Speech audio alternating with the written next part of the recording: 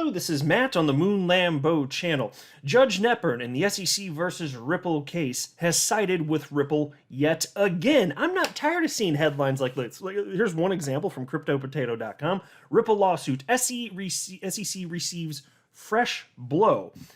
And it's so fascinating because the judge has to be perceiving this the same way as the rest of us regular people out there in the world. The SEC, in this most recent decision, which was a text-only order to show you how little Judge Nepern thinks of having to deal with this at this point, I suspect anyway, I think it's clear to her, as it is to all of us, that the SEC at this point, these lawyers, they're just being little obstructionists. They are doing everything they can to slow the development of this case. They've done every step of the way. They've been doing that nonsense, and they're just being little brats about every little thing, anything that they can argue, even if it doesn't make logical, rational sense to, even if there's no precedent to do so. They're arguing about and nitpicking about every little thing they can, trying to slow things down, and it's obvious they're acting like petulant children. And so just seeing this text-only order, it's just to the point without any additional explanation. I'm like, yup. It's like, sounds about right. That's all the attention that needs to be to be paid to this. So I'm going to share with you the latest update. I got a couple other things in the legal world to share with you. But before going further, I do want to be clear, I do not have a legal or financial background of any kind. I am not offering legal or financial advice, and you definitely should not buy or sell anything because of anything I say or write. I'm just an enthusiast who enjoys making YouTube videos about crypto-related topics, but just as a hobby and just for fun. Shout out and credit to James K. Filan, who is an attorney and a member of the XRP community. And this news broke actually late Sunday night. It's Tuesday morning as I record this, but you can see he was the first to share this. It was at 10:25 p.m. Central Standard Time anyway. And I really wanted to talk about this yesterday, but I didn't have time to make any videos. It was a particularly busy day. But definitely want to talk about this because it's a follow-up to something that it's just one of those things where it's like you see what the SEC is doing and you just like face palm and then it's like, audible sigh. You know, one of those things. And so it dates back actually to August 3rd. So just to quickly catch you up to speed, and maybe it'll be a refresher for some of you that were aware of this topic anyway, but towards the beginning part of this month, Ripple was making a reasonable, normal request. It was a request for admission from the SEC to acknowledge that certain participants in certain videos, which were publicly available online, right now, they're publicly available today to you and everybody else, just wanted the SEC to acknowledge that SEC officials were in these actual videos on platforms like this one, YouTube, for example. Right?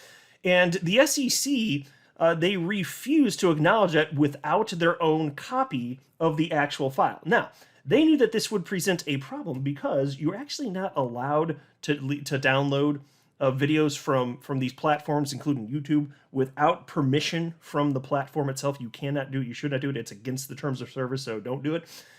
And so this put Ripple in a bind. So, okay, well, we can't provide that because we don't have the video and we can't download it per the terms of service that the platforms have set up, which means that the SEC, they think it's a little cop-out, so they don't have to acknowledge what the videos are and who's in them.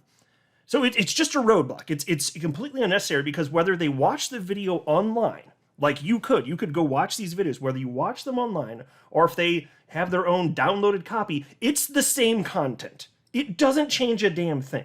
And not only that, and this is where it got even more ridiculous, these SEC asshat attorneys, they also had the audacity to say that, if we're going to agree to send in 2 subpoenas to these platforms that are hosting these videos, if we're going to agree to that, so that we can get the downloadable copy, then we want to reopen discovery. That's right. I kid you not. They wanted to reopen discovery. It's like, bitch, that was finished almost a year ago.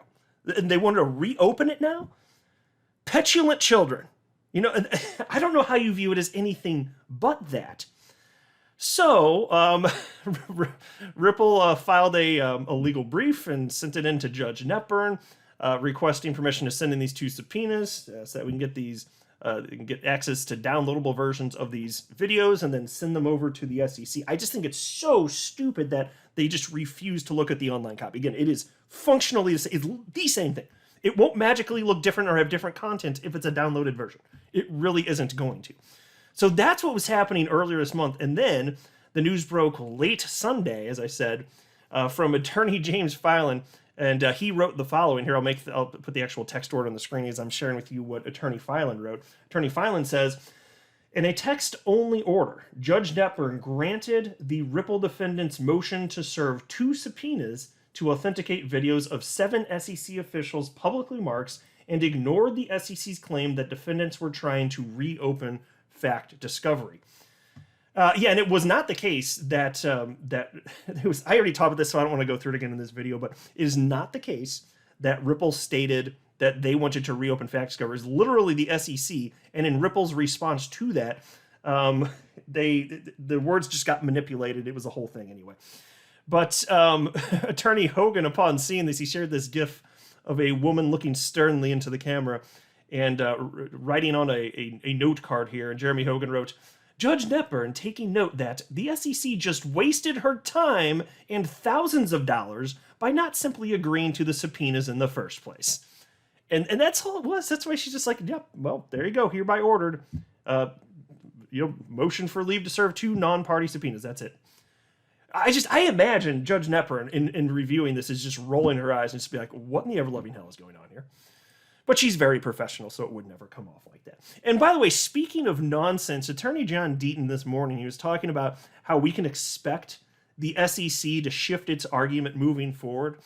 So there's this article, and this is from March of last year, and I don't really want to read through this. It's just kind of a table setter here, but this is from A&B Crypto, and it was titled, SEC tells judge that XRP is not like Bitcoin or Ether, questions utility of XRP. And so as you well know, the SEC disputes that XRP has any utility whatsoever. It's just one of the most bogus claims out there. XRP has perhaps the most utility out of any cryptocurrency on the planet. If not, then arguably towards the top. Most cryptocurrencies do absolutely nothing.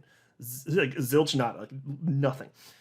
Now, despite that bogus argument, even in the earliest days of this court, so mind you, because this court case has only been going on for, what had it been like, just a few months from roughly from the SEC initially filed this suit, just a few months. So Judge Netburn, still understandably getting a feel for what's going on and making sure that she understands everything sufficiently to make reasonable rulings.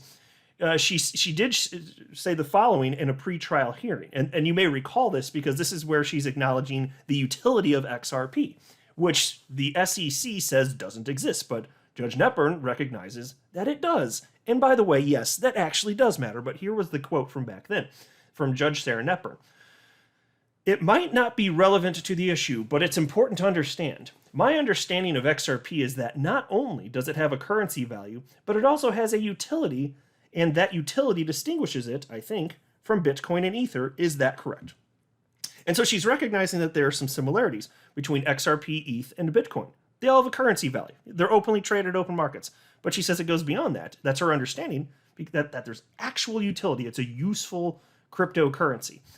Now, that's important because, as John Deaton pointed out this morning, you should expect the SEC's argument to change. And so Attorney John Deaton shared that article and wrote the following. He said, in March 2021, the SEC argued XRP has no utility. It will abandon that argument and adopt the argument it made in the library lawsuit. It will claim utility is now 100% irrelevant. It will argue the oranges and how we had utility, except it didn't argue the orange itself was a security. Exactly, so watch for that distinction. And just to be clear, so you always wondering what he's talking about here, in the SEC versus library case, there was recently, they all got together in court. It was the big moment. And now there's this gap where we're waiting for the judge to come back with presumably summary judgment, which would be the finality of that particular case. But during the actual final court appearance, libraries there, the SEC was there, even John Deaton has showed up to that one as well.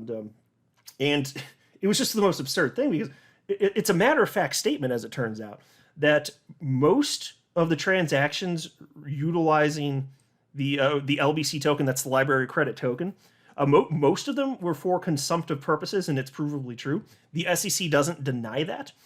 And it may have been, I'm pulling from memory, it may have been something like 75%. But whatever it was, the percentage doesn't matter that much. The idea is what's more important. The point is everybody recognizes that there's actual utility with the LBC token. It's actually functionally required and important for the network to work the way that it's supposed to. In decentralized fashion, in fact, right? There's no central authority, and that's important. That's why it's important that the LBC token not be registered and centralized, because it loses traits if that were to be the case. And so the judge was even asking, and it may have been, I'll just use the number 75. If I'm off, I apologize, but it's something like this.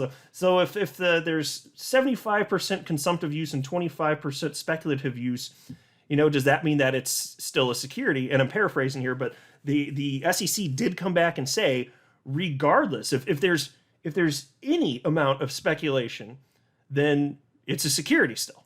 That's effectively what they were arguing. Again, I'm certainly paraphrasing, but I've shared the specifics in previous videos. I'm just trying to get the idea across here. But that's what was communicated here. So now, if there's anybody speculating at all, that's all that matters. And utility doesn't even matter. So at first they were arguing in the SEC versus Ripple case that there's no utility, but now they're arguing that point doesn't matter. That's ridiculous. I'm just saying here. So that's where we're at right now. I'm not a financial advisor. You should not buy or sell anything because of anything I say or write. That would be a very, very, very bad idea. Until next time, to the moon, Lambo.